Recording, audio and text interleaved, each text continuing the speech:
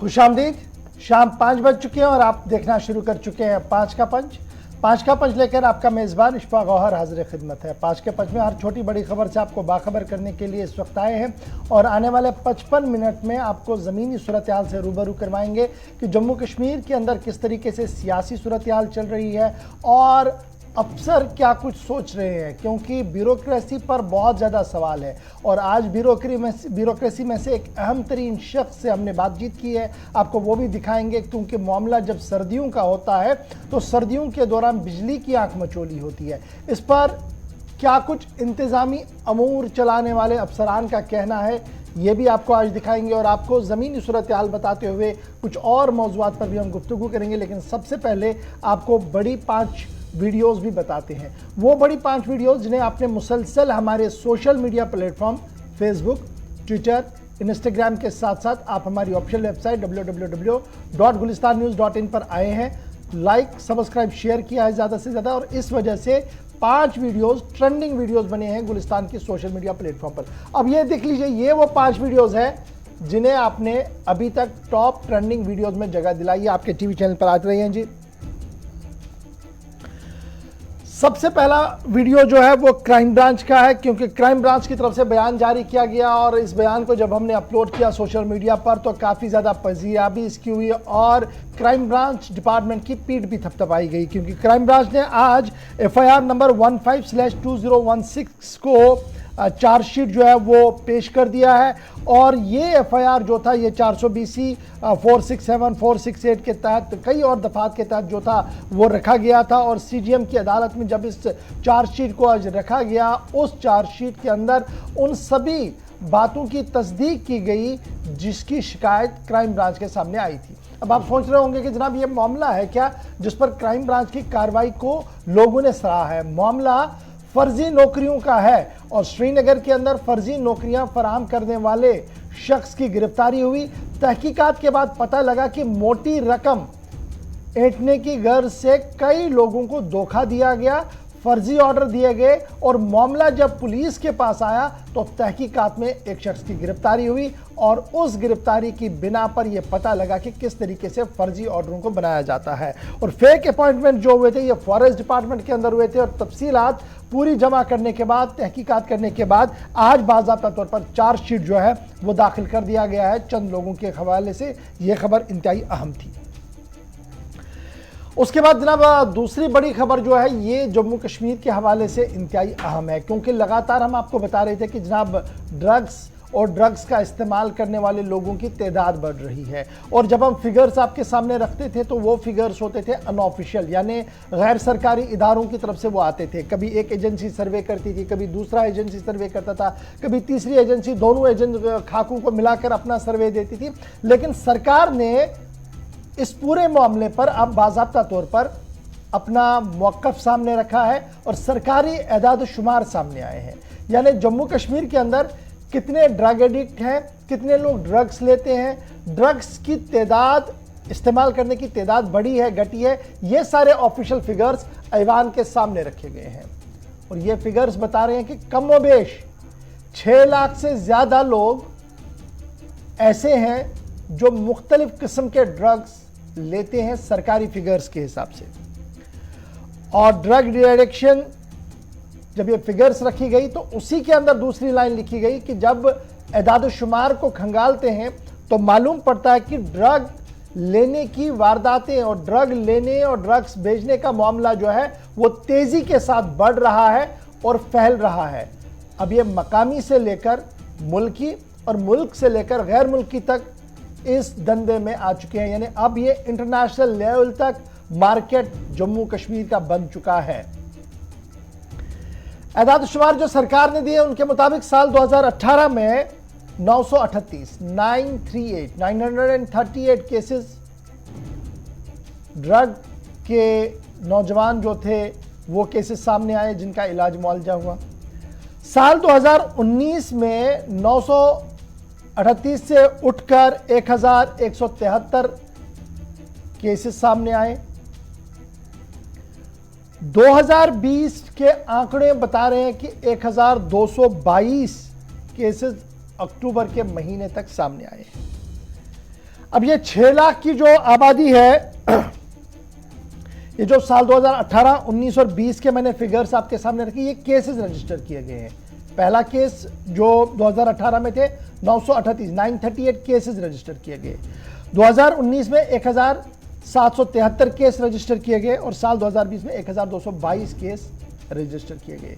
यानी इससे यह अंदाजा लग सकता है कि हर साल गुजरने के साथ साथ पुलिस भी मुतहरिक है, केसेस भी हो रहे हैं, लेकिन अंदर की खबर जो है वो ये है कि इन 6 लाख में से 90% लोग ऐसे हैं जिनकी उम्र की हद 17 से 33 के बीच में है, बिटवीन 17 to 33 एज लिमिट है।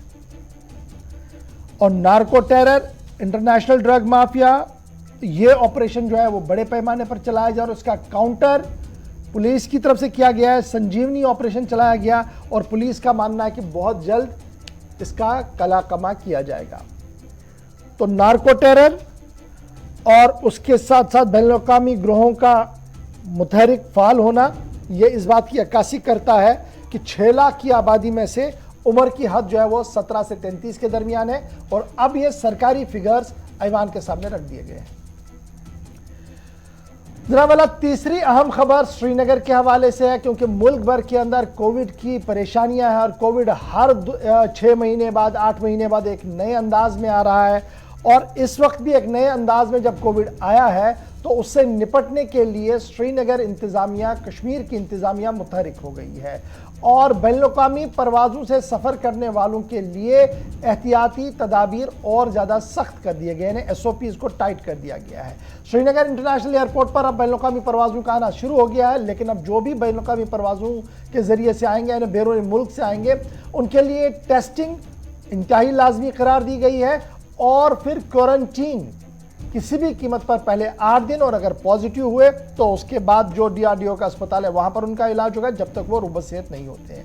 इसके साथ साथ ये भी आज इंतजामिया ने साफ कर दिया कि अगर किसी शख्स ने अपनी ट्रैवल हिस्ट्री छुपाई और बाद में इस बात का अंदाजा लगा और इस बात का खुलासा हुआ कि उसकी ट्रैवल हिस्ट्री थी, तो उस पर जुर्माना आयद किया जाएगा। और जुर्माने की हद जो शुरू की गई है वो 20,000 रुपये से शुरू की गई है। बाद में मौके पर जो मजाज अफसर होगा वो उससे ज्यादा करेगा, यानी 20,000 से जुर्माना शुरू किया जाएगा। ये फाइन भी कर दिया गया और ये आज श्रीनगर इंतजामिया की तरफ से साफ कर दिया गया, क्योंकि सूबाई कमिश्नर ने इस पूरे मामले पर मीटिंग भी ली है। और फिर चौथी खबर जो है वो पीपल्स डेमोक्रेटिक पार्टी के खीमे से है, जहां पर पीपल्स डेमोक्रेटिक पार्टी ने आज स्पीक अप नाम से न्यूज़लेटर का इफ्तिताह किया। ऑफिशियल ऑर्गन पीपल्स डेमोक्रेटिक पार्टी का रहेगा और इस स्पीक अप न्यूज़लेटर के अंदर कई अहम तस्वीरें शाया की गई हैं जो जम्मू कश्मीर की मौजूदा सूरत हाल को इंतहाई खतरनाक ताबीर करने के लिए काफ़ी बताई जा रही है। इसके साथ साथ मौजूदा हालात के अंदर जो सहाफ़ियों का दरपेश मसाइल है, जिस तरीके से मीडिया को ट्रीट किया जा रहा है, उस पर भी आर्टिकल्स कुछ लिखे गए हैं और माना गया कि अब ये न्यूज़लेटर जो है, जो पार्टी का ऑफिशियल न्यूज़लेटर होगा, इसे दुनिया तक पहुंचाया जाएगा और मुल्क की आवाम को बाखबर कराया जाएगा कि क्या कुछ जम्मू कश्मीर के अंदर हो रहा है 5 अगस्त के बाद।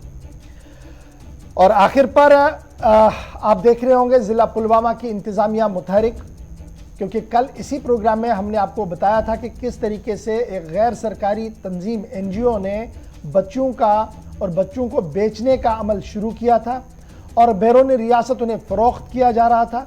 किस तरीके से यह अमल तेज़ी के साथ बढ़ने की तैयारी में था, लेकिन मुतहरिक इंतज़ामिया और फाल मीडिया ने अपना रोल निभाते हुए आज मजबूर किया पुलिस को कि वो कार्रवाई करे और ज़िला इंतज़ामिया ने आज उस NGO के दफ्तर पर पुलवामा के अंदर जाकर छापामारी की, उसे सर्वे मोहर किया और जो रिकॉर्ड वहाँ पर थे उन्हें जब्त कर दिया। आपको याद होगा कि ग्लोबल इंटरनेशनल नामी इस तंजीम पर यह इल्ज़ाम है कि वो जम्मू कश्मीर के नौजवानों, लड़कों और लड़कियों को बाहर, नौनिहालों को बाहर बेचते थे। कोविड का बहाना बनाते हुए, 10 तरह की और चीज़ें बनाते हुए ये कहा जा रहा था कि वो ऑर्फन हो गए हैं, इसलिए उन्हें कफालत के लिए कोई नहीं है और बाहर के लोग उन्हें ख़रीद रहे थे। ये ख़रीदारी का अमल शुरू हुआ था और पुलिस ने भी अब अपनी कार्रवाई की और पुलिस का मानना है कि लॉजिकल कंक्लूजन तक ज़रूर पहुँचा जाएगा। ये तो थे जनाब 5 बड़ी खबरें जिन्हें आप अभी तक देख रहे थे, लेकिन अब ज़रा आते हैं बड़ी खबर की ओर और बड़ी खबर जो इस वक्त सबसे पहले आ रही है, बांडीपोरा से इस वक्त की बड़ी खबर आ रही है, जहां पर सिक्योरिटी एजेंसीज ने कॉर्डन एंड सर्च ऑपरेशन शुरू कर दिया है मेन मार्केट बांडीपोरा के अंदर। और सभी एंट्री और एग्जिट पॉइंट्स जो बांडीपोरा के हैं, इन्हें फिलहाल सील कर दिया गया है। बड़ी खबर इस वक्त जो सामने आ रही है वो ये आ रही है कि बांडीपोरा के अंदर सिक्योरिटी एजेंसीज को इतलात मिली थी मशकूक अफराद की मौजूदगी की, जिसके बाद इस वक्त की बड़ी खबर जो है वो ये आ रही है कि इस वक्त इस पूरे इलाके के अंदर कॉर्डन एंड सर्च ऑपरेशन चलाया जा रहा है। और पिछले 2 घंटों से लगातार कॉर्डन एंड सर्च ऑपरेशन जो है वो यहां पर चलाया जा रहा है और किसी को भी बाजार के अंदर, मेन मार्केट के अंदर और बाहर जाने की इजाजत नहीं है। दुकानों को बंद कर दिया गया है और अभी भी सर्च ऑपरेशन यहां बड़े पैमाने पर चल रहा है। बड़ी खबर हम आपको बता रहे हैं कि जो इस वक्त की सबसे अहम खबर सामने आ रही है कि बांडीपोरा के अंदर जो मेन मार्केट बांडीपोरा का है वहां पर कॉर्डन और सर्च ऑपरेशन शुरू किया गया है और पिछले कई घंटों से लगातार यह कॉर्डन एंड सर्च ऑपरेशन वहां पर जारी है।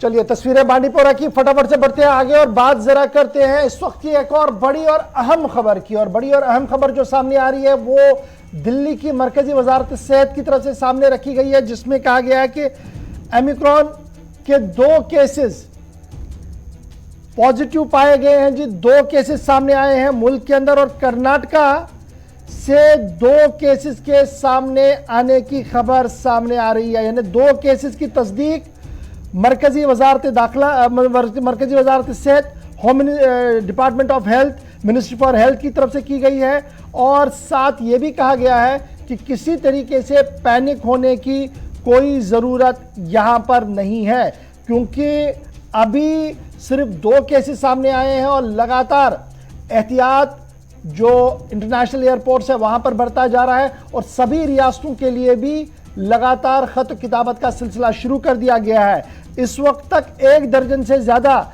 रियासतें और मुल्क ऐसे हैं जहां पर इस नए वेरिएंट ने अपनी दस्तक दे दी है, जिनमें यूके भी है, साउथ अफ्रीका है, ब्राज़ील है, चाइना है, जिम्बाब्वे है, न्यूजीलैंड है, इजराइल है और अब इस फहरिस्त में भारत का नाम भी आ गया है। मरकजी वजारत सेहत की तरफ से साफ कर दिया गया है कि पैनिक की कोई ज़रूरत नहीं है, लेकिन एहतियात ज़रूर बरतिएगा।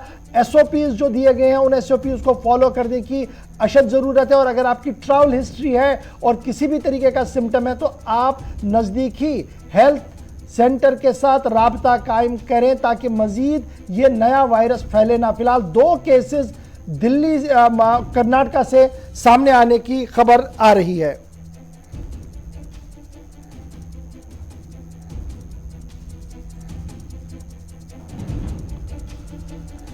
चलिए जी बढ़ते हैं जी आगे, जरा फटाफट से एक और बड़ी खबर की ओर आ रहे हैं और बड़ी खबर भारत और चीन के साथ भी सामने आ रही है, जहां पर खबर यह है कि 14वें राउंड के दौर की बातचीत हो सकती है और इब्तिदाई खबरों के मुताबिक इस बार पहल चीन की तरफ से की गई है। चीन की दरख्वास्त पर 14th राउंड जो है कॉर्प्स कमांडर्स की मीटिंग होने जा रही है। आज तक 13 बार मीटिंग्स हुई हैं, ज़्यादा कोई बड़ी पेशरफ्त एक मीटिंग के बाद देखने को नहीं मिली है और जो तजवीज़ें भारत सरकार की तरफ से दी गई थी लास्ट टाइम भी, उस पर ज़्यादा मस्बत रद्द-ए-अमल नहीं दिखाया गया था। लेकिन अब खबर यह है कि दिसंबर के अगले हफ्ते में यानी नेक्स्ट कमिंग वीक में एक बार फिर भारत और चीन की अफवाज आमने सामने होंगी, टेबल पर होंगी और लद्दाख के इलाके के अंदर जहां पर इस वक्त दोनों फौजें आमने सामने हैं, इस मामले को हल करने की कोशिश करेंगे। मजीद समझने के लिए रहमत कलीम मेरे साथ इस वक्त ज्वाइन कर चुके हैं। रहमत, बहुत शुक्रिया जी ज्वाइन करने के लिए। बड़ा फटाफट से बताइएगा,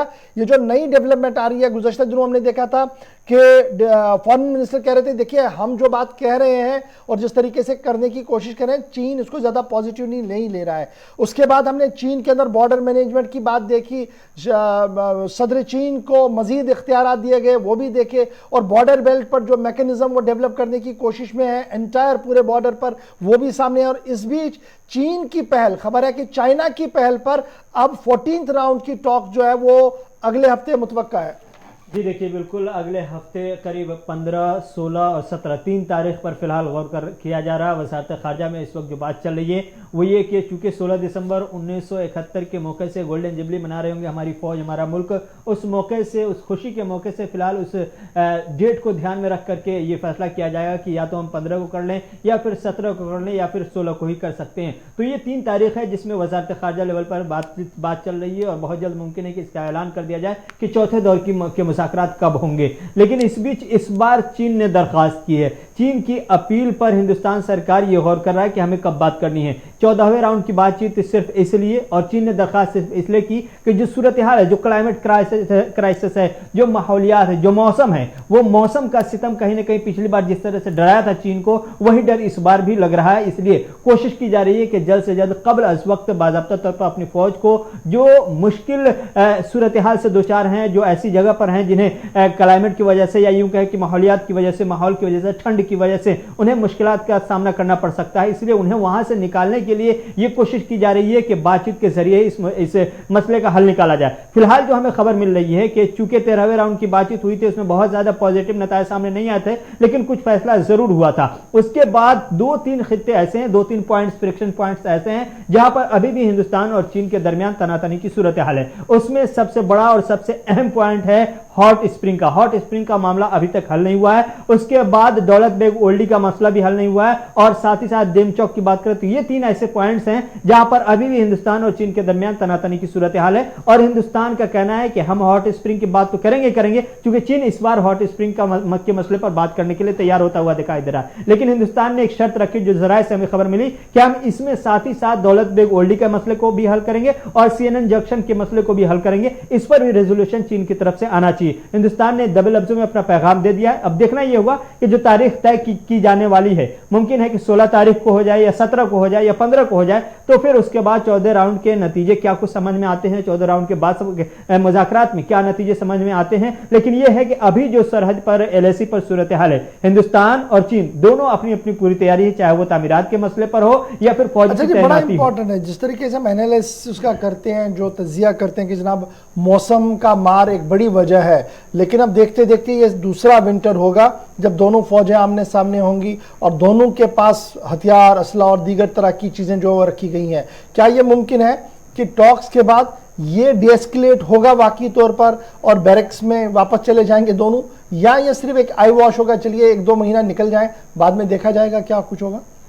आईवाश भी हो सकता है, लेकिन जब चीन ने पहल की है तो इसका मतलब यह है कि चीन घुटनों पर आता हुआ दिखाई दे रहा है। चीन को कहीं ना कहीं अपना नुकसान दिखाई दे रहा है, क्योंकि चीन जब भी बात करने के लिए टेबल पर बैठा है, जब हिंदुस्तान ने अपने शरायत रखे हैं, हिंदुस्तान ने जब भी पीस की बात की है, अमन की बात की है, चीन की तरफ से कहीं ना कहीं उसमें ऐसे रोड़े डालने की कोशिश की गई जिससे बात आगे नहीं बढ़ पाई, और इसीलिए 13 से 14 राउंड की तरफ हम बढ़ रहे हैं। इस बार जब चीन ने पहल की है तो कहीं ना कहीं चीन को नुकसान होने का अंदाजा पहले ही लग गया है, इसीलिए चीन ने पहल की है, दरखास्त की है कि अब बात करने के लिए तैयार है। इसमें मुमकिन है कि कुछ महीनों के लिए ही सही, लेकिन डीएस्केलेट का प्रोसेस जरूर हो। मुमकिन है आने वाले दिनों में फिर से वो चीन, चुके अगर 2 कदम पीछे हट रहा है, तो आने वाले दिनों में 4 कदम फिर से आगे बढ़ने की कोशिश करेगा और इसकी साजिश रचेगा। लेकिन इस पर हिंदुस्तान की नजर है, हिंदुस्तान की बारीक नजर है, हिंदुस्तान के माहिरीन खारजा सेक्रेटरी के साथ साथ वजारत खारजा की बात करें या फिर जो हमारे इंटेलिजेंस इनपुट है, उन तमाम के हवालों से अगर बात करें तो सबकी बहुत ही पैनी नजर है। जो चीन मुसलसल कोशिश करता रहा है, दबे लफ्जों में जो जबानी तौर पर कहता है कि हम अमन की बात करते हैं, और अंदरूनी खाना जितनी बड़ी तादाद में तामीरात हुई है LAC के पास और जो तैनाती हुई है, वो सारी तस्वीरें बताती हैं कि चीन चाहता कुछ और है, करता कुछ और है, कहता कुछ और है। चलिए, बहुत शुक्रिया जी रहमत हमारे साथ ज्वाइन करने के लिए। जी बड़ी खबर थी चीन के हवाले से, जहां पर लगातार ये बात सामने आ रही थी कि जनाब भारत और चीन के बीच एक और दौर की बातचीत होनी है। माहिरीन की अपनी अपनी राय है, लेकिन बढ़ते हैं जी आगे। चीन के बाद जरा बात अब एक और इलाके की करते हैं, और बात करते हैं जम्मू कश्मीर के उस गांव की जहां पर साल 2010 में इंतजामिया ने ख्वाब दिखाया था, और ख्वाब दिखाते हुए यह कहा था कि अब इलाके के अंदर तरक्याती मंसूबा भी चलेगा और जो बुनियादी जरूरतें हैं उन्हें भी पूरा किया जाएगा। लेकिन लगता 2010 से लेकर अब 2021 आ रहा है, और एक छोटा सा पुल जिस पर गुज़श्ता सालों काम किया गया था आज तक तशने तकमील है।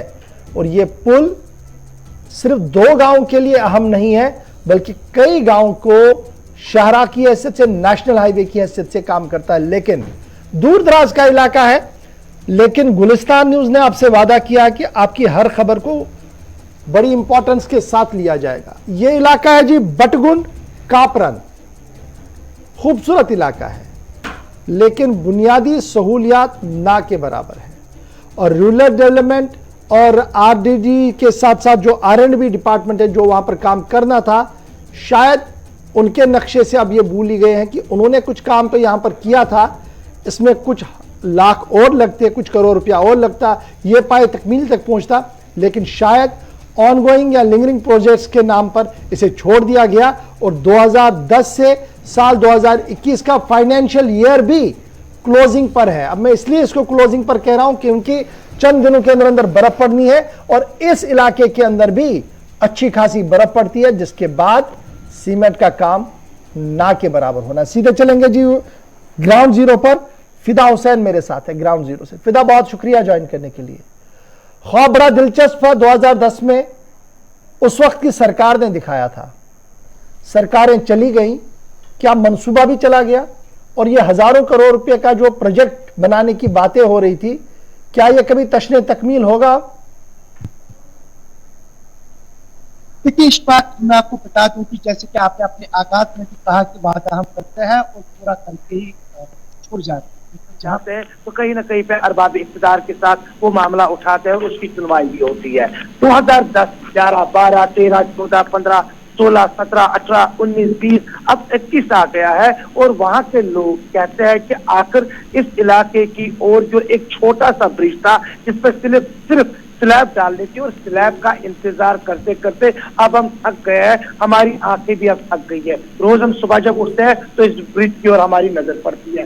वहां पर लकड़ी का पुल बनाया गया है जो कहीं ना कहीं पे हर साल के बाद उसको बदल दिया जाता है, क्योंकि सबसे ज्यादा बर्फबारी इस इलाके में रिकॉर्ड की जाती है, क्योंकि कपरान का ये आखिरी इलाका माना जाता है, क्योंकि आखिरी इलाके में हम मौजूद है। और आखिरी इलाके की ओर क्या महकमा आरएंडबी जो बार बार कहती है कि हम उन इलाकों तक पहुंचने की कोशिश करते हैं जहां पे कोई नहीं पहुंचता है। हालांकि कुछ ही देर पहले मैंने एग्जीक्यूटिव इंजीनियर आरएंडबी के साथ ये मामला उठाया तो उन्होंने कहा कि जरूर मैं इसकी ओर देखूंगा, लेकिन जितने भी आते हैं वो जरूर यही अल्फाज इस्तेमाल करते हैं कि इसको हम देखेंगे, कि इसको हम जल्द से जल्द जो है इस आने वाले सीजन में पूरा करेंगे। अभी जब हम वहां पर थे तो वहां पर लोगों ने कहा कि अब हम थक चुके हैं, तो बात करते करते अब हमारी उम्मीद जो है आप पर ही टिकी हुई है कि शायद आप ये मामला जो है, जी इशफाक आप मेरी आवाज सुन पा रहे हैं? जी जी जी। तो उन्होंने कहा कि अब हमारी जो आखिरी उम्मीद है वो आप पर ही है, यानी कि हमारी उम्मीदें जिला इंतजामिया पर है। मेरे साथ बहरहाल जो इलाके का डीडीसी है, जिन्होंने इस इलाके में वोट लिए, जिनको वहां पर कामयाब बना दिया गया, जिनको कहा गया कि जिन्होंने कहा लोगों को आप मुझे वोट दे दीजिए, 2 महीने के बाद स्लैब डाल दी जाएगी, लेकिन वो भी कह रहे हैं कि शायद मैं अब नाकाम हो चुका हूँ। क्यों नाकाम हो चुके हैं? लोगों ने तो वोट भी दिया है और जब यहाँ पे इलेक्शन हुए तो उन्होंने दिल खोल कर लोगों को कहा कि कोई मसला नहीं, वोट दे दीजिए, कुछ ही देर के बाद इस पर स्लैब डाल दी जाएगी, लेकिन वो स्लैब अभी तक डाली नहीं गई। उस मिक्सर का इंतजार यहाँ के मकामी लोग कर रहे हैं, जिस मिक्सर का इंतजार जो है यहाँ के लोग देख रहे हैं कि कब मिक्सर आएगा, कब यहाँ पर सीमेंट डाल दिया जाएगा, कब यहाँ पर रेती डाल दी जाएगी, कब यहाँ पर लोहा मंगवा दिया जाएगा, लेकिन वो चीजें अभी नजर नहीं आ रही है। डीडीसी हमारे साथ, इनसे हम बात करेंगे आखिर क्या आप नाकाम हो चुके इस पुल को बनाने में? देखिए, ये जो प्रॉब्लम है 2010 में इसका काम शुरू हुआ, जब इस इलाके में एमएलए से गुलाम अहमद मीर साहब, तो जब उनसे रिक्वेस्ट की, मैं भी तब कांग्रेस में था, तो बटपुर ब्रिज की बात जब चली तो मीर साहब के वक्त में ये ब्रिज के एबिट तो बने, लेकिन तब से लेके आज तक इसके ऊपर स्लैब नहीं पड़ी। जहां तक मेरा सवाल है, मैंने आरएंडबी से ये मसला टेकअप किया, मैंने उनको कहा था कि आपने इसको टेकअप किया तो आप ही इसको फाइनलाइज करो, अगर आप नहीं कर पाते हो तो आप हमें बोलिए, फिर हमारे पास इतना पैसा आता है, हम एक बार इसको स्लैब के लिए देते हैं, तो आप एनओसी दे दो। तो ऐसा नहीं होता कि एक डिपार्टमेंट टेकअप करे और दूसरा डिपार्टमेंट पे उसको स्लैब डाले, ऐसा नहीं होता।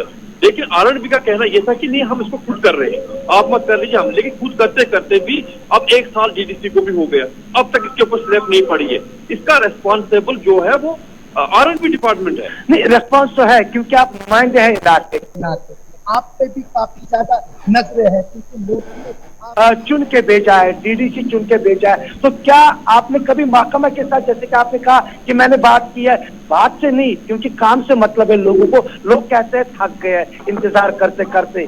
देखिए, लोगों का कहना इतना ही थक नहीं गए। मैं आपको एक बात बोलूं कि इसी पुल के साथ में जो लकड़ी का पुल बनाया है, वहां से एक बच्ची भी पानी में बह गई जिसकी डेथ हो गई। तो इससे बड़ा जुल्म और कौन हो सकता है?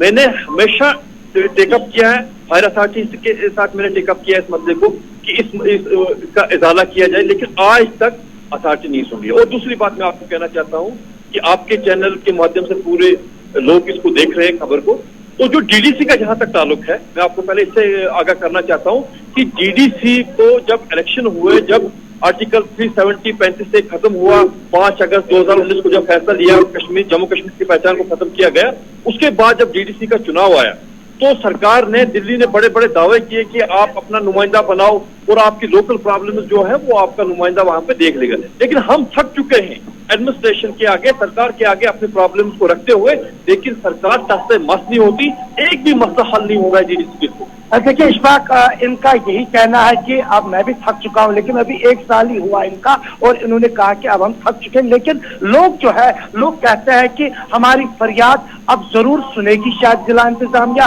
क्योंकि जिला इंतजामिया के साथ हमने लोगों को भरोसा दिलाया कि उनके साथ हम ये मामला उठाएंगे, और स्लैब का इंतजार, क्योंकि हम क्यों कहते बार बार स्लैब का इंतजार जो है, यहाँ के लोग जो है बड़ी बेसब्री के साथ कर रहे हैं। जब स्लैब पड़ेगी तो शायद उनके लिए जिस तरह से ईद होती है, जब अरफा होता है, तो हम काफी खुश होते हैं, शायद ये लोग भी उसका इंतजार कर रहे हैं कि चांद कब निकलेगा। शायद चांद का इंतजार इनको और करना पड़ेगा, तब जाके ही शायद इन लोगों। चलिए, बहुत शुक्रिया जी फिदा हुसैन हमारे साथ ज्वाइन करने के लिए ग्राउंड जीरो से। ईद का चांद तो फिर भी जनाब साल में 2 बार आता है, लेकिन यहाँ 2010 के बाद ईद का चांद दिखाई नहीं है, और दफ्तर में शायद फाइलें गायब हो गई और ये इलाका भी शायद सरकार की नजरों से ओझल हो गया। अब जरा बढ़ते हैं आगे, बात जरा सियासत की करते हैं, बात उमर अब्दुल्ला की करते हैं, जो बैक टू बैक कई अवामी इज्तिमा से खिताब कर रहे हैं, और आज एक बार फिर अवामी इज्तिमा से खिताब करते हुए ताबड़तोड़ हमले उन्होंने मरकजी हुकूमत पर किए हैं, और मरकज से सवाल पूछते हुए कहा कि जिस अमन और कानून की बातें वो कर रहे हैं, वो अमन और तरक्की कहां पर है। जम्मू और श्रीनगर के कई अवामी इज्तिमा से खिताब के दौरान उन्होंने इस बात का खुलासा पेश किया कि अवाम न तो अमन में है और ना ही सुकून कहीं पर दिख रहा है। मैं उस खुशी को ढूंढने ही निकला था, क्योंकि मैं देखना चाहता था कि जो हम इनसे श्रीनगर या जम्मू में सुनते हैं, क्या ज़मीनी सतह पे वो कहीं नज़र आएगा हमें या नहीं। जी, हकीकत ये है कि हमें नज़र नहीं आया। मेरी आदत नहीं है मैं झूठे बयान और उल्टी सीधी बातें करता नहीं हूँ। अगर मुझे लोग खुश नज़र आते तो मैं सीधा सीधा आपको कहता, हाँ जी ना, अब लोग बहुत खुश हैं, हम गलत हैं।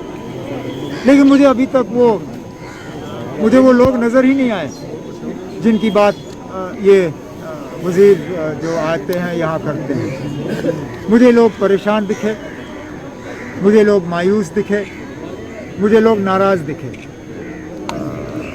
हाँ, कुछ लोग जिनका बहुत ही करीबी रिश्ता है बीजेपी के साथ, वो मौजूदा हालात से मुतमईन है, क्योंकि सारा कुछ उनके लिए ही किया जा रहा है आजकल। अब अलग अलग रीजन्स की अलग अलग डिमांड है ना, अब इसमें डिलिमिटेशन को लेकर हम तो सिर्फ ये चाहते हैं कि इसमें पॉलिटिकल इंटरफेरेंस नहीं होनी चाहिए। इसमें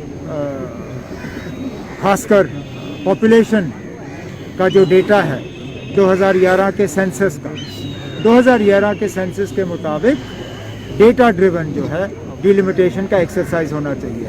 यहाँ पे एक शिकायत ये भी रही है लोगों की कि इसमें बीजेपी वाले बहुत ज़्यादा दखल दे रहे हैं, और वो चाह रहे हैं कि कॉन्स्टिट्यूंसीज़ के नक्शे इस तरह बने ताकि सबसे ज़्यादा फ़ायदा बीजेपी को सियासी तौर हो। हम सिर्फ ये चाहते हैं, इसमें नेशनल कॉन्फ्रेंस का यही मौक़िफ़ है कि इसमें डेटा ड्रिवन और एक ट्रांसपेरेंट एक्सरसाइज होना चाहिए। उसके बाद लोगों का फैसला है वो क्या करते हैं। वज़ीर आज़म साहब ने खुद इंतखाबात की बात की 15 अगस्त, उसके बाद दिल्ली में जो मीटिंग हुई उसमें जो वज़ीर आज़म साहब ने अल्फाज इस्तेमाल किए, कहा दिल की दूरी और दिल्ली से दूरी, वो दोनों चीज़ें वो दूर करना चाहते हैं। हमने उनकी बात का खैर मकदम किया, वेलकम किया, और हम भी चाहते हैं कि दिल की दूरी और दिल्ली से जो दूरी है वो कम होना चाहिए। उसके बाद हाल ही में होम मिनिस्टर साहब आए, उन्होंने फिर इस बात को दोहराया कि डिलिमिटेशन के बाद वो इलेक्शन कराएंगे, लेकिन मैं जानता हूँ कि यहाँ कुछ लोग जो हैं वो इलेक्शन कराने के हक में नहीं हैं। अब देखते हैं कहाँ तक वो अपने साजिशों में कामयाब होंगे। साजिशें रची जा रही हैं और देखना होगा कि कौन कितना कामयाब होगा। उमर अब्दुल्ला का बयान, लेकिन वहीं पर साबिक वज़ीर आला गुलाम नबी आज़ाद और कांग्रेस के सीनियर लीडर भी आज मैदान में थे और आज एक अवामी इज्तिमा से खिताब करने से कबल सुरनकोट के अंदर बाज़ाब्ता तौर पर एक रैली निकाली गई जिसमें गुलाम नबी आज़ाद मौजूद रहे और आज़ाद ने बाद में जो अवामी इज्तिमा से खिताब किया उस दौरान उन्होंने एक बार फिर मरकजी हुकूमत की पॉलिसियों पर तनकीद करते हुए कहा कि मरकज की नाकिस पॉलिसियों की वजह से जम्मू कश्मीर 3 दहाइयां पीछे चला गया है। उनका मानना था कि उनके दौरे इख्तिदार के दौरान हर खित्ते और हर इलाके की यकसा तरक्की के लिए हर मुमकिन कदम उठाए गए थे, लेकिन अब वो सारा डगमगाया है। तस्वीरें आपके सामने सुरनकोट की, जहां पर साबिक वजीर आला गुलाम नबी आज़ाद का वालेहाना इस्तकबाल किया गया कांग्रेस कारकुनों की तरफ से और बाद में उन्होंने अवामी इज्तिमा से भी खिताब किया।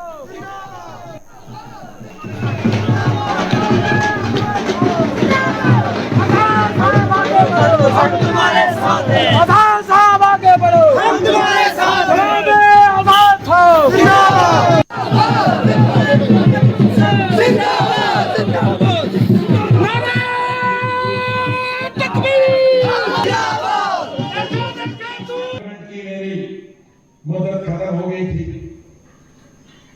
मैं जम्मू कश्मीर से राज्यसभा का मेंबर था, लेकिन यहां असेंबली नहीं थी, एमएलए नहीं थे। तो एमएलए नहीं थे तो राज्यसभा वोट कौन देता?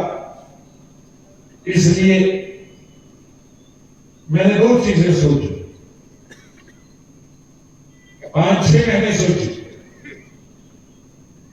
कि 2 रास्ता है, या तो असेंबली का इंतजार किया जाए या दूसरा रास्ता है सियासत से रिटायर किया जाए। तीसरा रास्ता है कि कई दूसरी पार्टियां बीजेपी को छोड़ कह रही थी हमारी पार्टी में हम एमपी बने, वो हमने कहा हम कभी नहीं बने, बनेंगे तो अपनी पार्टी से। केमिस्ट्री के जमाने से मैंने ये कोशिश की और कल भी जब रियाज नाज साहब ने वहां मीटिंग रखी थी, जहांगीर मीर साहब की सरपरस्ती में, लेकिन काम जब हमारी पीढ़ी आहिस्ता आहिस्ता जा रही है और 5-10 साल हम निकालें, लेकिन नई पीढ़ी जो है ये आपकी सबसे बड़ी जिम्मेदारी है। इंसाफ बांटो, कभी इंशाल्लाह। चलिए जी, गुलाम नबी आज़ाद को आप सुन रहे थे, आज अवामी इज्तिमा से खिताब करते हैं। अब ज़रा सियासत से हटकर बात करते हैं एजुकेशन की, क्योंकि पूरी जम्मू कश्मीर के अंदर एनरोलमेंट ड्राइव चल रहा है और एनरोलमेंट ड्राइव चल रहा है जनाब सरकारी स्कूलों के अंदर किस तरीके से ज़्यादा लोगों को, बच्चों को दाखिला दिलाया जाए और वो ज़्यादा से ज़्यादा पढ़े। कोशिश की जा रही है कि दिल्ली की तर्ज पर सरकारी स्कूलों को खड़ा किया जाए, लेकिन ज़मीनी सूरत हाल ये है कि हमारे सरकारी स्कूलों के अंदर न तो बैठने का प्रॉपर अरेंजमेंट है, ना ही बिजली और पानी की वो फैसिलिटियां हैं जो गैर सरकारी स्कूलों के अंदर है, प्राइवेट स्कूलों के अंदर। लेकिन उसके बावजूद भी एक कोशिश की जा रही है और इसी कोशिश के तनाजुर में कुछ सवालात पूछे डायरेक्टर एजुकेशन कश्मीर से हमारे नुमाइंदे ने। थोड़ा बहुत हम एजुकेशन के हवाले से बात करेंगे, क्योंकि आप सरपरस्त एजुकेशन डिपार्टमेंट के। एनरोलमेंट ड्राइव इस वक्त चल रहे हैं, हर जगह पे हम देख रहे हैं सरकारी स्कूलों में इस वक्त जो एनरोलमेंट ड्राइव का यहाँ पे रुझान चल रहा है। क्या सर आपको लगता है कि इससे बच्चे आएंगे, जो हमारे कश्मीरी लोग ये डालेंगे सरकारी स्कूलों में बच्चे? लगता नहीं है। There are concrete figures with अस।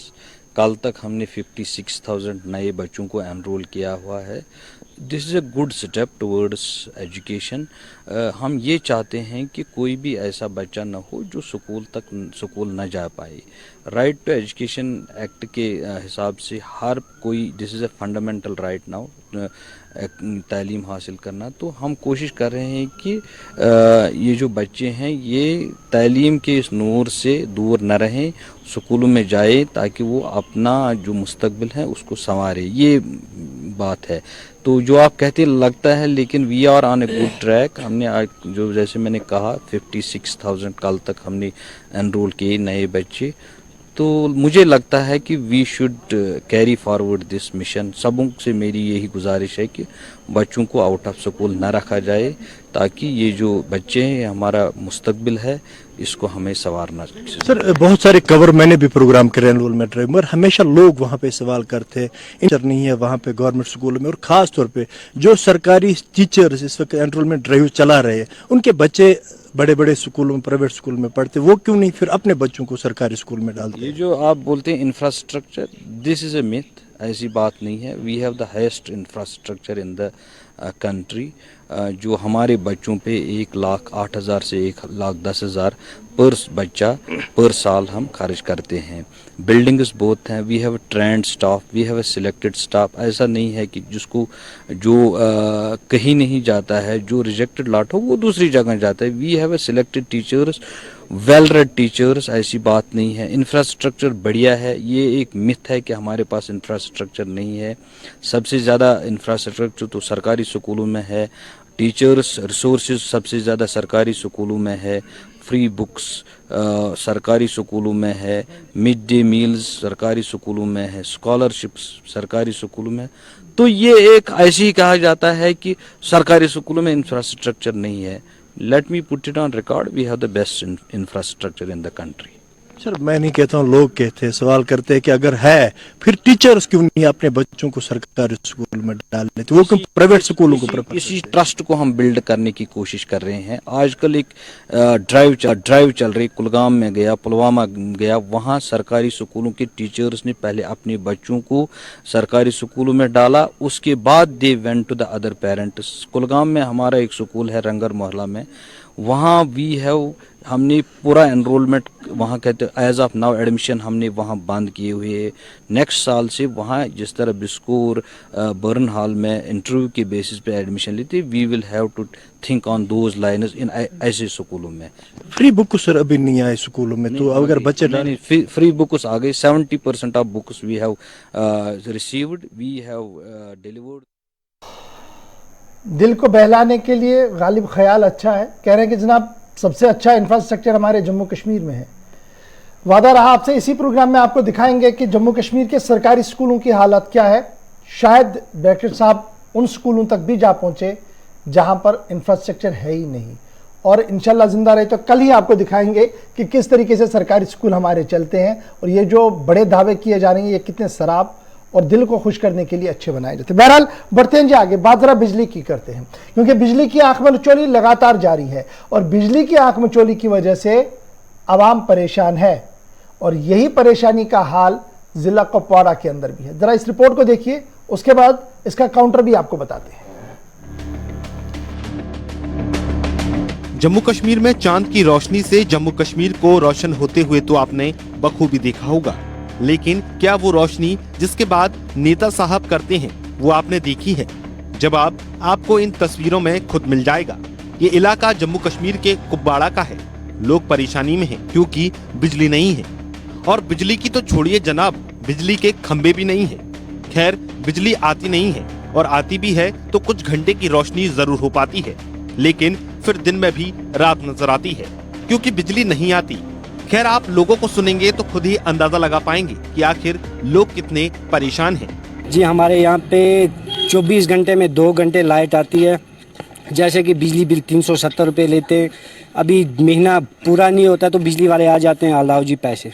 आपने अभी इस टाइम आपने यहाँ पे देखा, यहाँ पे लाइन कैसी है, बिजली के खंभे नहीं है, तो 24 घंटे में 2 घंटे पावर आती है। जैसे कि बाकी इलाकों में देखो, अगर 24 घंटे नहीं आती है, कम से कम 10 घंटे तो रहती है। यहाँ 24 घंटे में 2 घंटे बिजली रहती है। यानी कि यहाँ पे ना कोई फ्रिज टीवी कुछ भी नहीं चलता है, सिर्फ एक बल्ब चलता है हमारे गांव में, सिर्फ उसका 370 रुपया बिल लेते हैं। कम से कम जब से हम पैदा हुए हैं सर, तब से आज तक कहीं पे हम सफ़ेदा काट के उस पर लटकाते हैं, कहीं जंगल से कोई लकड़ी काट के उस पर लटकाते हैं, आज तक इस गाँव में बिजली का खंभा नहीं आया है। तो सुना आपने, बिजली के बिल तो थमा दिए जाते हैं, लेकिन हालात क्या हैं वो आपके सामने हैं। फिलहाल हमारे संवाददाता जब इस इलाके में पहुंचे तो हालात लोगों ने और भी बयां किए, आप भी सुनिए। कई सालों से, तकरीबन मेरी एज भी 30 से 35 साल हो गई है, जब से मैंने देखा है ये हमारी बिजली का हाल, हमारे ये गांव का हाल, रोडों का हाल बिल्कुल ऐसा ही रहा है। जब हम डिपार्टमेंट से रुजू करते हैं कि हमें खंभे चाहिए, हमें पोल चाहिए, हमें तारस चाहिए, वो कहते हैं आप खुद जाओ डीसी के पास। जब डीसी साहब के पास जाते हैं तो वो कहते हैं कोई बात नहीं, आपका काम ये हो जाएगा, मगर होता नहीं है, ज़मीनी सतह पे होता नहीं है। आपने खुद देखा कि यहाँ के खंभे कैसे हैं, यहाँ की तारें जो हैं वो कितनी खस्ता हाल हो चुकी हैं। यहाँ अगर चलेगा कोई इंसान, अगर बंदा, हमें चलने में भी डर लगती है आजकल। हम चलते हैं, चलने में हमें दिक्कत हो रही है क्योंकि ऊपर से तारें इतनी नज़दीक हैं, इतनी नज़दीक हैं, हम डर जाते हैं कहीं ये हमारे को टच ना कर सके। पावर बिल्कुल होती ही नहीं है। पावर अगर ज़्यादा से ज़्यादा है 24 घंटे में से 2 घंटे मुश्किल से आएगी, बिल्कुल मुश्किल से 2 घंटे आएगी, बाकी पावर बिजली का नाम ही नहीं है यहाँ। जब महीना होता है लाइनमैन ले आता है रसीद, हाल भाई आपको 370 है, 375 रुपया देते हैं, वो ले लेते हैं, मगर हमारी तरह कोई ध्यान नहीं देते। फिलहाल लोग उम्मीद लगाए बैठे हैं कि उनकी परेशानी का हल होगा, लेकिन हो क्या रहा है वो आपके सामने है। दरअसल केंद्र सरकार ने दावा किया है कि देश के सभी गाँव में बिजली पहुँच चुकी है। पीएम मोदी ने भी खुद इसकी घोषणा की, लेकिन गुलिस्तान न्यूज की रिपोर्ट्स की ग्राउंड रिपोर्ट में सच्चाई कुछ और ही देखने को मिली है। Bureau report, Gulistan news. चलिए जी, ये तो थी जनाब बिजली का हाल, लेकिन बिजली का हाल और जानने के लिए हमने बात की सीनियर मोस्ट ब्यूरोक्रेट और डिपार्टमेंट के इंचार्ज कमिश्नर सेक्रेटरी से, रोहित कंसल से, और जानने की कोशिश की कि सर्दी के अयाम के दौरान बिजली का बहरान क्यों और हुकूमती दावे पूरे क्यों नहीं हो पा रही है। आप इसको देखिए, इस इंटरव्यू को, मुझे दें इजाजत। जम्मू कश्मीर के 2 हिस्से हैं यूनियन टेरिटरी के। अभी एक जम्मू है जहां पर गर्मियों में, और कश्मीर जहां सर्दियों में बिजली की खपत बहुत ज़्यादा बढ़ जाती है, और उसके साथ ही लोगों के कई सारे सवाल बढ़ते हैं, कहीं सारा प्रेशर होता है जो सरकार पर है, जिसको हैंडल करना बहुत ज़्यादा ज़रूरी है।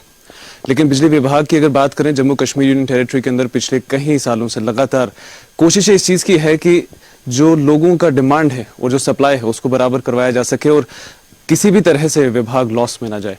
साल 2020 के अंदर रोहित कंसल जी ने डिपार्टमेंट को ज्वाइन किया। हमारे साथ आज बात करने के लिए रोहित कंसल जी जुड़े हुए हैं, जो प्रिंसिपल सेक्रेटरी पीडीडी इंफॉर्मेशन और government of Jammu and Kashmir के स्पोक्स पर्सन है, जो बात करेंगे हमारे से, और कुछ सवाल हैं अहम जिन पर कुछ जवाब देने बहुत ज़्यादा ज़रूरी है, तो उनसे उस बारे में बात करेंगे। सर, बहुत स्वागत है आपका।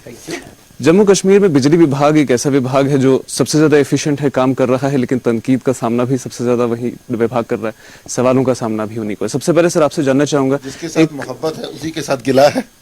आपसे सर एक ओवरऑल अपडेट लेना चाहेंगे सबसे पहले शुरुआत में कि बिजली विभाग अभी किस तरह से काम कर रहा है, जब से आपने ज्वाइन किया है साल 2020 मई के बाद से अभी तक, क्या चेंजेस रही हैं, क्या डेवलपमेंट्स रही हैं, और आपने किस तरह से रीड किया इस डिपार्टमेंट को? आपसे पहले किस तरह का था और अब पिछले कुछ सालों की अगर बात करें, जबकि सेंट्रल गवर्नमेंट डायरेक्टली इंटरवीन कर रही है, अब किस तरह के चेंजेस हैं?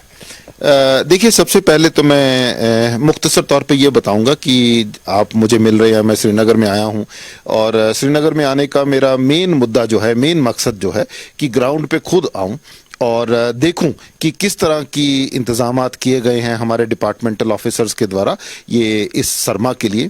जैसा कि आप जानते हैं कि पिछले साल के सरमा में पीडीडी महकमे को और हमारी Kashmir power distribution corporation limited को यहाँ की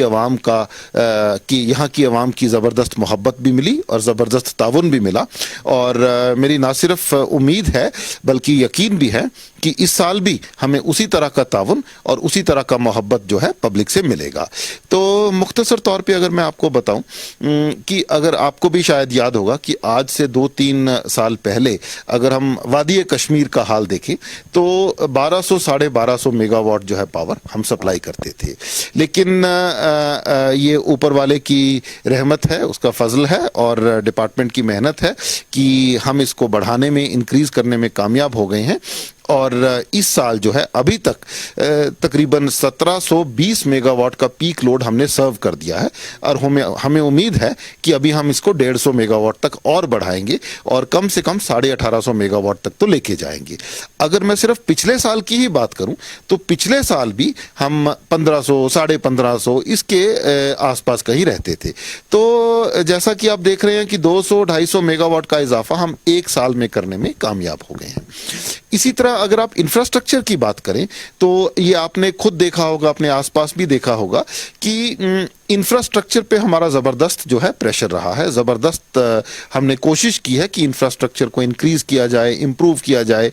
मैं एक छोटी सी मिसाल दे दूं कि हमारे 3 कंपोनेंट्स होते हैं। हाई वोल्टेज जिसको हम कहते हैं, हाई वोल्टेज पे जो तारें बनती हैं, जो ग्रिड्स बनती हैं, जो स्टेशंस बनते हैं, वो ट्रांसमिशन के नीचे आते हैं।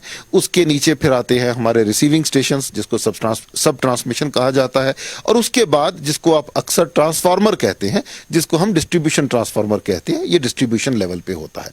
तो अगर आप देखेंगे तो इन तीनों पहलुओं पे ट्रांसमिशन, सब ट्रांसमिशन एंड डिस्ट्रीब्यूशन, इंफ्रास्ट्रक्चर बढ़ाने में हमारा ज़बरदस्त जोर रहा है।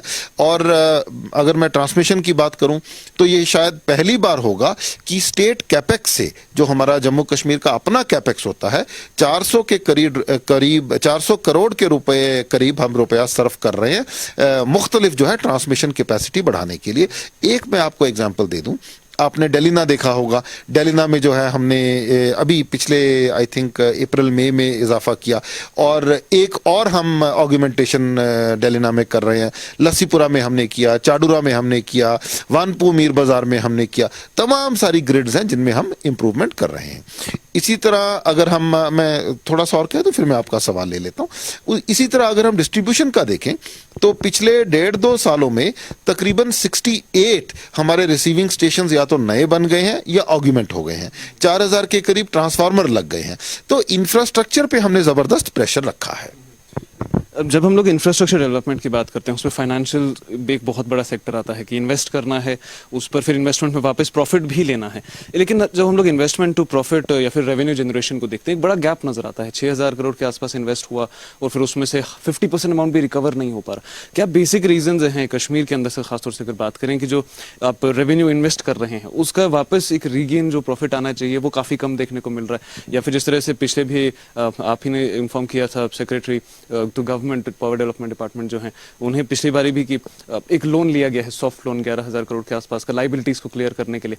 तो इस तरह की सिचुएशंस आई क्यों जम्मू कश्मीर के पावर डेवलपमेंट डिपार्टमेंट के अंदर कि इतनी बड़ी लाइबिलिटीज पेंडिंग है जो अभी भी लगातार क्लियर हो रही हैं?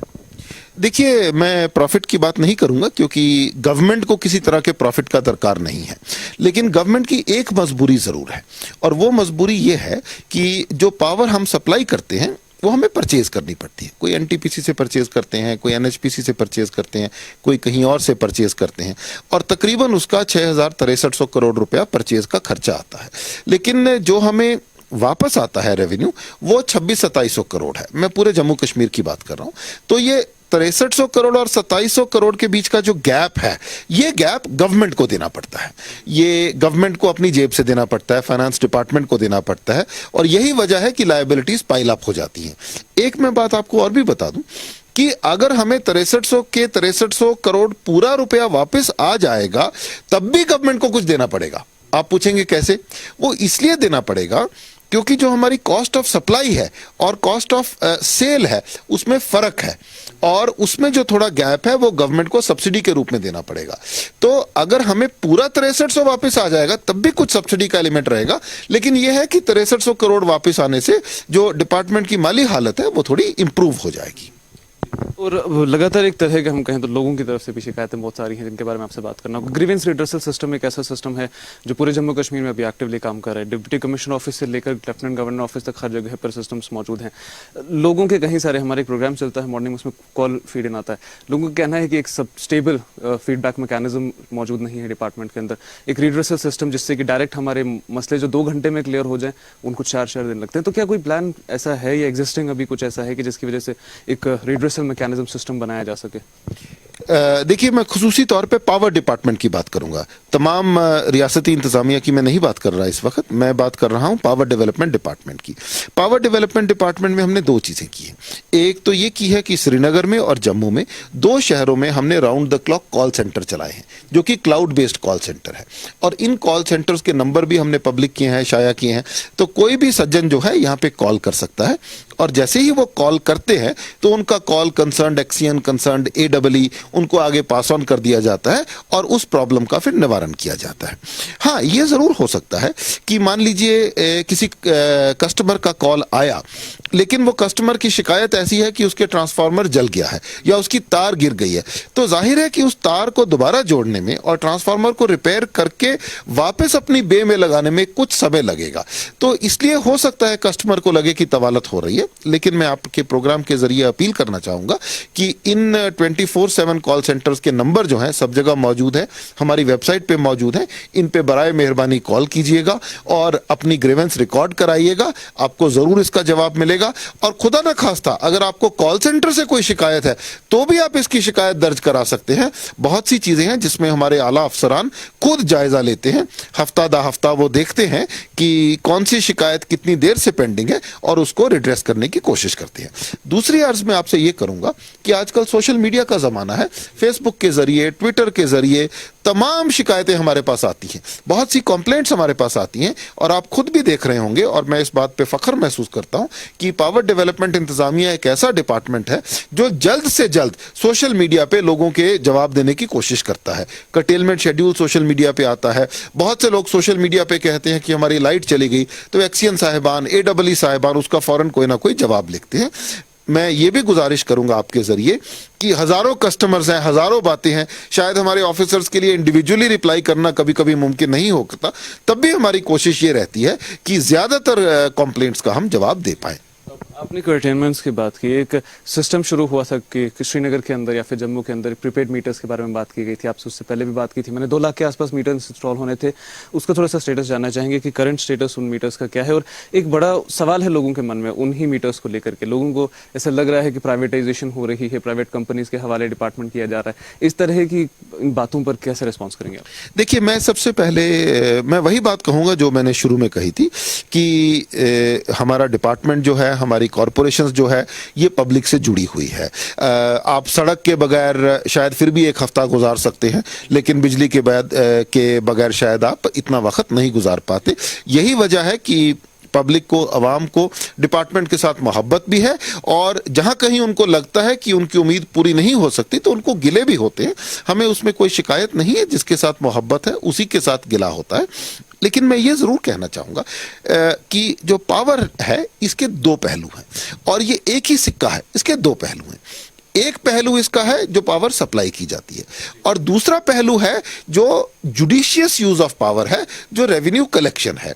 मान लीजिए आपका एग्रीमेंटेड लोड जो है 1 किलोवाट है, लेकिन आप घर में 4 हीटर चला रहे हैं, आपने इमर्शन रॉड भी लगाया हुआ है, तो जाहिर है आप 6 किलोवाट पावर इस्तेमाल कर रहे हैं। सिस्टम पे प्रेशर पड़ता है, इसी वजह से कर्टेलमेंट करनी पड़ती है। तो और ये एक ही सिक्के के 2 पहलू हैं। बहुत लोग ये समझते हैं कि वो अलग बात है, वो अलग बात है। ये दोनों अलग बातें नहीं है, ये एक ही सिक्के के 2 पहलू हैं। अगर लॉसेस कम हो जाएं, अगर जुडिशियस यूज ऑफ पावर शुरू हो जाए, तो मुमकिन है कि हमें कर्टेलमेंट करने ही ना पड़े, हमारे पास सफिशिएंट क्वांटिटी में पावर अवेलेबल हो। मैं जैसे एक और एग्जांपल दूंगा। आपने देखा है कि बहुत से इलाके ऐसे हैं जहां पे हम लोग अफोर्ड कर सकते हैं, फिर भी कुंडियां हैं, फिर भी इलीगल हुकिंग है, फिर भी इलीगल यूज ऑफ इलेक्ट्रिसिटी है। ये सब चीजें इस चीज को कंट्रीब्यूट करती हैं कि हमारे AT&C लॉसेस जो हैं वो शायद मुल्क में सबसे ज्यादा हो रही है। और मैं ये भी कहना चाहूंगा कि अगर हम AT&C लॉसेस 20% से कम ले आएंगे तो हम 24/7 पावर दे सकते हैं। तो लॉसेस कम होंगे, रेवेन्यू बढ़ेगा, बिजली की मात्रा बढ़ेगी, तो हम 24/7 पावर दे पाएंगे। स्मार्ट मीटर्स का जहां तक सवाल है, मैं लोगों को ये अर्ज करना चाहूंगा कि स्मार्ट मीटर्स पब्लिक के फायदे के लिए हैं। एक तो इसमें किसी तरह का डिस्प्यूट नहीं होगा, जितनी बिजली खपत होगी उतना ही आपके पास रिकॉर्ड आएगा। दूसरा, जैसे आजकल आप मोबाइल के लिए देखते हैं, जैसे आजकल आप टेलीविजन के लिए देखते हैं, तो आपके मोबाइल फोन पे ही आपका बिजली का बिल आ जाएगा, मोबाइल के जरिए ही आप भर सकते हैं। आपको पता चलता रहेगा कि मैंने 100 यूनिट्स कंज्यूम की, 200 यूनिट्स कंज्यूम की, 300 यूनिट्स कंज्यूम की। आप अपनी कंजम्पशन जो है कोऑर्डिनेट कर सकते हैं। अगर 4 बल्ब जलाए हुए हैं, 3 हीटर जलाए हुए हैं, तो आप क्वांटिटी कम कर सकते हैं। तो ये बड़ा एक एडवांस्ड और मॉडर्न सिस्टम है, और मैं सब लोगों को ये यकीन दिलाना चाहता हूं कि ये पब्लिक के बेनिफिट के लिए है। इससे ट्रांसपेरेंसी आएगी और इससे ओवरऑल निज़ाम जो है हमारा बेहतर होगा। आखिरी सवाल आपसे पूछना चाहूंगा, डिपार्टमेंट के रिलेटेड है। जो फील्ड स्टाफ है उनकी भी कई तरह के ग्रीवेंसेस हैं। सबसे बड़ी ग्रीवेंस जो हम भी आम तौर पर देख रहे हैं वो एक्सीडेंटल केसेस हैं। पहली बात तो कई सारे ऐसे फील्ड मेंबर्स हैं, वर्कर्स हैं, जिनको प्रोवाइड तो किए गए थे इक्विपमेंट्स, लेकिन इस्तेमाल नहीं हो रहे। कई सारे लोग हैं जो कहते हैं कि हमारे पास में सेफ्टी इक्विपमेंट्स ही नहीं है। तो उसको लेकर के किस तरह के कदम हैं? सेकेंडली, जो प्रोटेस्ट आए दिन देखने को मिल रहे हैं साउथ कश्मीर में, सेंट्रल कश्मीर में, श्रीनगर की अगर बात करें, डेली वेजर्स, आप पीडीएल टीडीएल एम्प्लॉइज की बात करें, उनके जो ग्रीवेंसेस हैं उनकी रिड्रेस के लिए कुछ आपने किया हो? जी, मैं स्टाफ के हवाले से अर्ज करूंगा। सबसे पहले तो मैं ये क्लियरली कहना चाहता हूं और आपके जरिए कहना चाहता हूं कि जो हमारा फील्ड स्टाफ है वो हमारी आन है, वो हमारी शान है। अगर डिपार्टमेंट को इज्जत मिलती है तो वो इन लोगों के जरिए मिलती है, और इस चीज़ का हमें एहसास है। और इसीलिए जो है हम हर तरह की कोशिश करते हैं कि जो भी हमारा स्टाफ है इसको सहूलियत दी जा सके। खुसूसी तौर पे जो हमारा स्टाफ पोल पे चढ़ता है, जो ठीक करता है, आपने बात की एक्सीडेंट के खतरे की। पिछले 2 सालों में हमने कम से कम 4 इंश्योरेंस स्कीम्स जो हैं इन लोगों के लिए लागू की हैं, जो खास तौर पे इन लोगों के लिए लागू की हैं। इसमें जो है एक स्पेशल इंश्योरेंस स्कीम है जो फाइनेंस डिपार्टमेंट की तरफ से मिलती है, जो only for electrical accident cases है। दूसरी जो है हमारी प्रधानमंत्री एक्सीडेंटल बीमा योजना है, अगेन जो एक्सीडेंट केसेस में है। तीसरा, हम अपने वेलफेयर फंड में से इन लोगों के लिए कुछ इकदामात कर रहे हैं। चौथा, हमारी अपनी एक गवर्नमेंट ऑफ जे&के की स्कीम है, उसमें भी हम अपने पीडीएल टीडीएल को कवर कर रहे हैं। तो हमारी कोशिश ये है कि ज्यादा से ज्यादा इंश्योरेंस स्कीम्स में इन लोगों को कवर किया जा सके। आपने सेफ्टी इक्विपमेंट की बात उठाई। सेफ्टी इक्विपमेंट 2 तरह के होते हैं। एक सेफ्टी इक्विपमेंट जिसको हम पर्सनल प्रोटेक्शन इक्विपमेंट कहते हैं, जो मैं पहनता हूं, जिसमें ग्लव्स हो गए, जिसमें जूते हो गए, जिसमें कोई हार्ड हैट्स हो गए। और दूसरे सेफ्टी इक्विपमेंट ये हैं जो इंफ्रास्ट्रक्चर पे लगाए जाते हैं, जिसमें आइसोलेटर्स हो गए, जिसमें कटआउट्स हो गए। तो शायद ये पीडीडी में पहली बार हुआ है कि हमने 5 करोड़ से भी ज्यादा रुपए जो हैं सेफ्टी इक्विपमेंट्स खरीदने के लिए और लगाने के लिए रखे हैं। इसी तरह हम ये कोशिश कर रहे हैं कि हर एक मुलाजिम को जो है सेफ्टी इक्विपमेंट ना सिर्फ मिले लेकिन वो इस्तेमाल करे। बहुत बार ये होता है कि मेरे में एक सेल्फ कॉन्फिडेंस आता है कि मैं तो ये रोज का काम कर रहा हूं, मुझे क्या जरूरत है ग्लव्स पहनने की, मुझे कौन सिखाएगा। तो मैं ये भी अपील करना चाहता हूं कि सेफ्टी जो है, जो भी हमारे ऑफिसर्स हैं, जो भी हमारे वर्कर्स हैं, सेफ्टी को लाइटली ना लें। जो आपको इक्विपमेंट दिया गया है उस इक्विपमेंट को इस्तेमाल करें, और खुदा न खास्ता अगर कहीं इक्विपमेंट की कमी है तो अपने अफसरान की नज़र में लाएं, हमारे नज़र में लाएं। सेफ्टी के लिए हमारे पास कोई फाइनेंशियल पाबंदी नहीं है। हमें जितने और पैसे खर्च होंगे हम वो पैसे बजट से देंगे। और इसमें एक डेली वेजर्स को लेकर के एक सवाल मैंने ऐड किया था, उसको लेकर के कुछ नया तरीका अपनाया जा रहा है, किस तरह से उन्हें सिस्टम के अंदर इंड्यूस किया जाए, क्योंकि उनके भी प्रोटेस्ट आए दिन देखने को मिलते हैं शहर के अंदर। और अल्टीमेटली पावर डिस्ट्रप्शन अगर कहीं पे हो रही है, उनके थ्रेट्स भी होते हैं कई बार कि हम काम बंद कर देंगे या प्रोटेस्ट पे चले जाएंगे। तो उसको लेकर के किस तरह का मैकेनिज्म बनाया जाए? देखिए, मैं तो सिर्फ ये कहना चाहूंगा कि चाहे वो हमारे रेगुलर एम्प्लॉयज हों, चाहे वो हमारे जूनियर स्टाफ हों, चाहे वो हमारे डेली वेजर्स हों, सब हमारे लिए आंख के तारे हैं, सब हमारे लिए क्लोज हैं। और as head of the department मैं ये यकीन दिलाना चाहता हूं कि जिसके भी जो मसाइल होंगे हम उनको हल करने की कोशिश करेंगे। हमारे इंजीनियर्स की एक बहुत पुरजोर और पुरानी डिमांड थी रेगुलराइजेशन की। तो आपने भी शायद सुना होगा कि 20-25 साल से जो रेगुलराइजेशन पेंडिंग थी वो डिपार्टमेंट पूरी करने में कामयाब हो गया है। मुझे उम्मीद है कि बाकी भी जो मिसाइल हैं किसी भी तबके के हों, we will try and resolve them well and happily. बहुत बहुत शुक्रिया रोहित जी हमारे से बात करने के लिए। तो विंटर्स आ चुके हैं और ये भी इन्फॉर्म किया गया है कि इस बार विंटर्स में लोगों को कम मुश्किलों का सामना होगा, और उसमें सबसे बड़ा स्टेक लोगों का ही है। जिस तरह से रोहित जी ने भी कहा कि अगर हमारा कंजम्पशन इलीगल कम हो जाता है तो लीगल कंजम्पशन जो हमें प्रोवाइड करनी है उसमें एफिशिएंसी आएगी, और उससे पावर के जो निज़ाम है डिपार्टमेंट का और यूजेज का, उसमें बहुत बेहतरी देखने को मिलेगी। कैमरामैन खान मुदस्सिर के साथ अमजद खान की रिपोर्ट।